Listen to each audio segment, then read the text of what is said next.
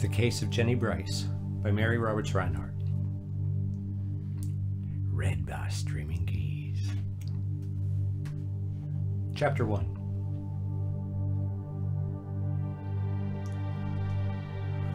We've just had another flood. Bad enough, but only a foot or two of water on the first floor. Yesterday we got the mud shoveled out of the cellar and found Peter. Peter was the spaniel that Mr. Dudley left when he went away. The flood and the fact that it was Mr. Ladley's dog whose body was found half buried in the basement fruit closet brought back to me the strange events of the other flood, just 5 years ago now. That year the water reached more than halfway to the second story and brought with it, to some, mystery, sudden death, and to me, the worst case of the shingles I have ever seen.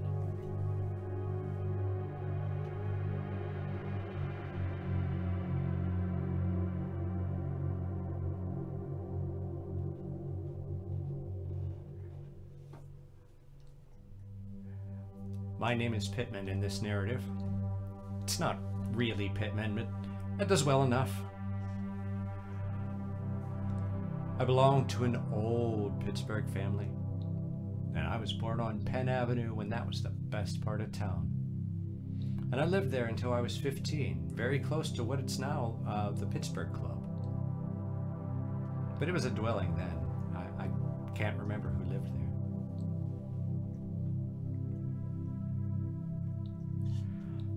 I was a girl in '77 during the railroad riots, and I recall driving in the family carriage over one of the Allegheny Hills and seeing the yards burning and a great noise of shooting from across the river. And it was the very next year that I ran away from school to marry Mr. Pittman.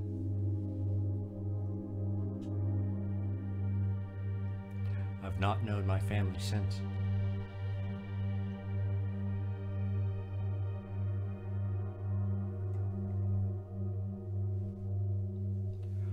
We were never reconciled, although I came back to Pittsburgh 20 years later after wandering. Mr. Pittman was now dead and the old city called to me, and so I came. I had $100 or so, and I took a house in Lower Allegheny where, because they were partly inundated every spring, rents were cheap, and so I kept boarders.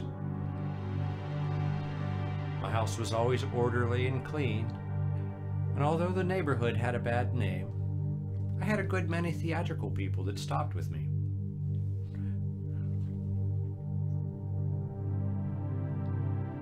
"5 minutes across the bridge, and they could be right in the theater district.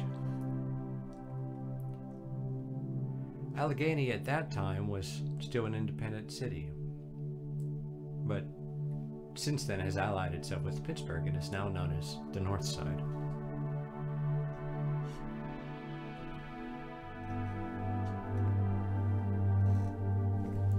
Well, anyways, I was glad to get back. And I worked hard, but I made my rent and made my living and a little over. Now and then on summer evenings, I ran around to the parks and would sit on the bench and watch the children play around and look at my sister's house, closed for the summer. It's a very large house. Her butler once had his wife boarding with me for a while. She's a nice woman. It's curious to recall that at that time, only 5 years ago, I had never even met my niece, Lyda Harvey.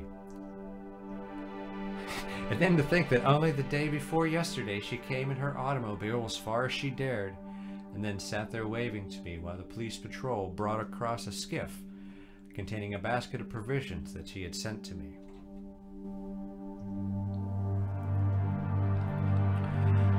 I wonder what she would have thought had she known that the elderly woman in the calico wrapper and the old overcoat was actually her aunt.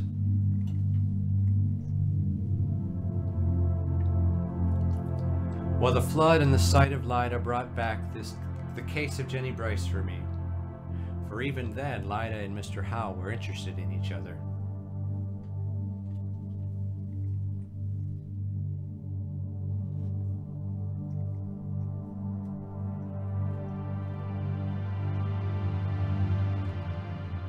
now April.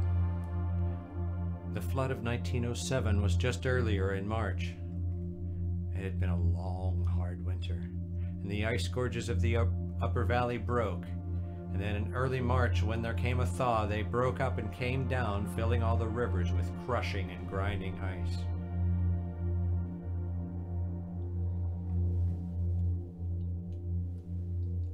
For those that don't know, there are 3 rivers in Pittsburgh: the Allegheny and the Monongahela, where they unite at a point to form the Ohio. All 3 were covered with broken ice and logs and all sorts of debris from the upper valleys. A warning was sent out from the Weather Bureau, and I got my carpets ready to lift that morning.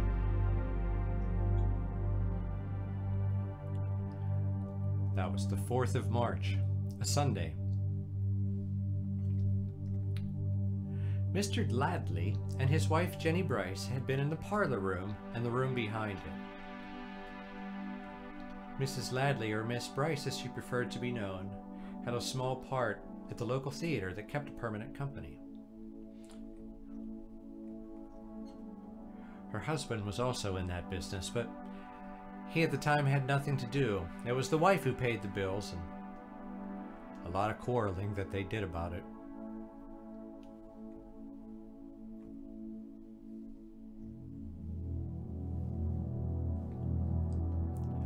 I knocked at the door at 10 o'clock, and Mr. Ladley opened it. He was a short man, rather stout and getting bald, and he always had a cigarette. Even yet, the parlor carpet smells of them. "What do you want?" he asked sharply, holding the door about an inch open. "The water's coming up very fast, Mr. Ladley," I said. "It's up to the swinging shelf in the cellar already, and I'd like to take up the carpet and move the piano while there's still time." "Come back in an hour or so," he snapped, and he tried to close the door. But I had already got my toe in the crack. "I'll have you have that piano moved, Mr. Ladley," I said. "You better put off what you're doing." I thought he was probably writing. He spent most of the day writing, using the washstand as a desk, and he kept me busy with the oxalic acid, taking the ink spots out of the splasher with towels.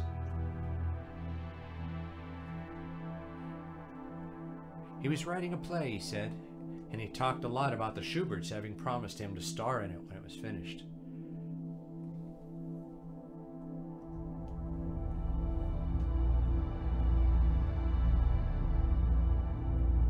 "Ah, hell," he said, and he turned and spoke to somebody in the room. "We can go into the back room," I heard him say, and he closed the door. And when he opened it again, the room was empty.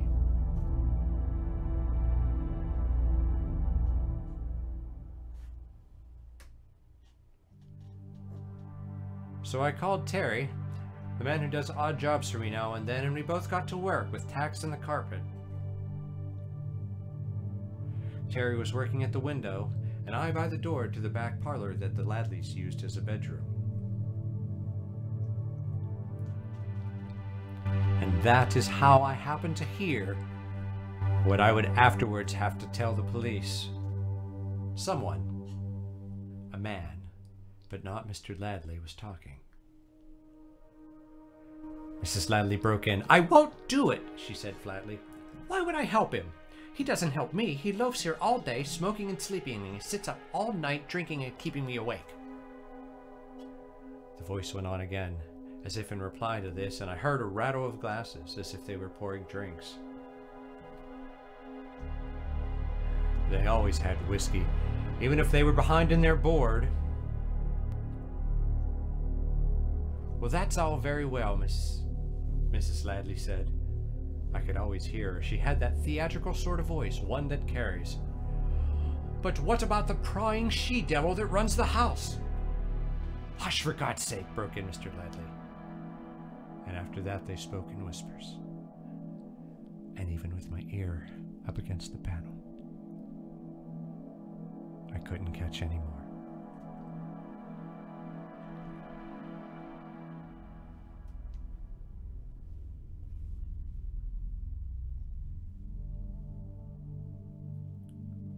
Well, the men came just then to move the piano, and by the time we had taken it up and the furniture upstairs, the water had risen already to the kitchen floor and began creeping forward into the hall. I'd never seen the river come up so fast. By noon, the yard was full of floating ice, and by 3 that afternoon, the police skiff was on the front street, and I was wading around in rubber boots, taking the pictures off of the walls. I was far too busy to see who the Ladleys' visitor was.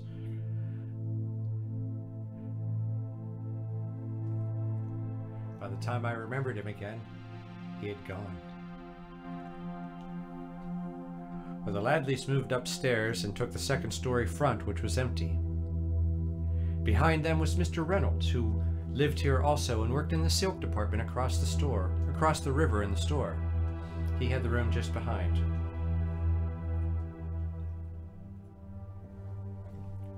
Well, I put a coal stove in the back room next to the bathroom and managed to cook dinner there. I was washing up the dishes when Mr. Reynolds came in, and as it was Sunday, he was in his slippers and had a colored supplement of the morning paper in his hand.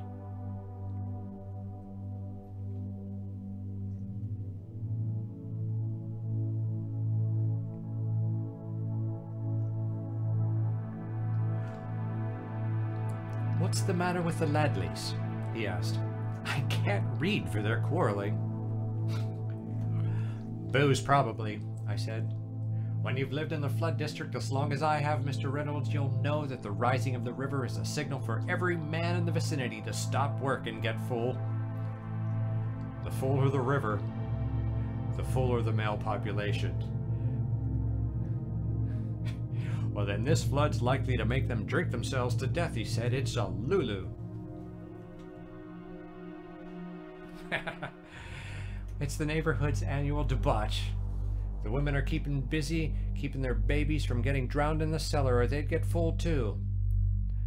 Well, I hope since it's come this far, it'll come a bit further, so then the landlord will have to finally repaper the parlor.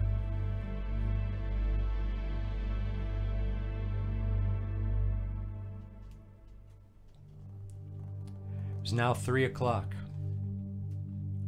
At 4, Mr. Ladley went downstairs, and I heard him getting in the skiff in the lower hall. There are boats going back and forth now all the time, carrying crowds of curious people and taking the flood sufferers to the corner grocery. There they were lowering groceries in a basket on a rope from the upper window. I'd been making tea when I heard Mr. Ladley go out, and so I fixed a tray with a cup of it and some crackers and took it to their door. If I'm being honest, I had never liked Mrs. Ladley. But it was chilly in the house with the gas shut off now, and the full lower floor full of ice water. Let's be honest, it's hard enough to keep boarders in the flood district, so I took a tray up. She didn't answer my knock, so I opened the door and went in. I saw her at the window looking after him, and a brown valise that would figure into the case later was open on the floor. Over the foot of the bed was a black and white dress with a red collar. When I spoke to her, she turned around quickly. She was a tall woman, about 28, with very white teeth and yellow hair which she had parted to one side and drew over her ears. She had a sullen face and large, well-shaped hands, with her nails long and very pointed.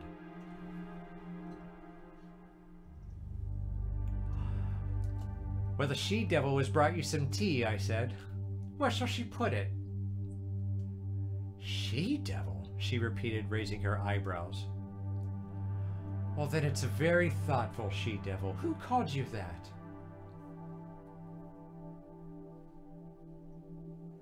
But with the sight of the valise and the fear that they might be leaving, I thought it best not to quarrel. She had left the window, and going to her dressing table, she picked up her nail file. "Never mind," I said. "I hope you're not going away. These floods don't last. They're a benefit. Plenty of people around here rely on him every year to wash out their cellars. No, I'm not going away, she replied lazily. I'm taking that dress to Miss Hope at the theater. She's going to wear it at Charlie's, wear it in Charlie's aunt next week. That's a play, for those who can't see the italics. She hasn't half enough the wardrobe to play leads in stock. Look at this dumb thumbnail. Broken so quick. If only I'd looked to see which thumb it was.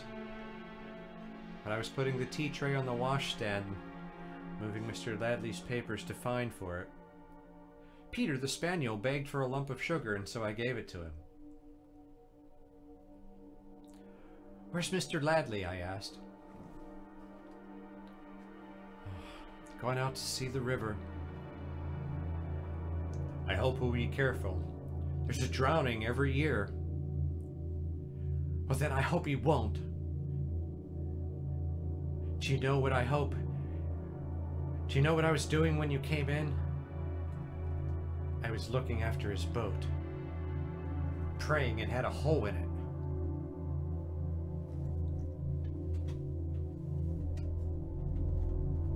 Well, you won't feel that way tomorrow, Mrs. Ladley, I protested, shocked. You're just nervous and put out. Most men have their ugly times. Many a time I wished Mr. Pittman was gone.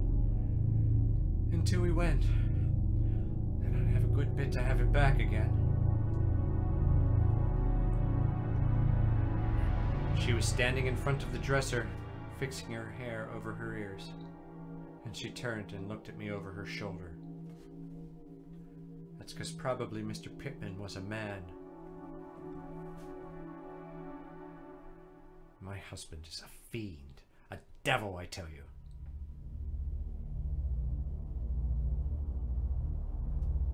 Well, a good many women have said that to me at different times, but just let me say such a thing to them or repeat their own words to them the next day, and they would fly at me with a fury. So I said nothing and put cream in her tea. But I never saw her again.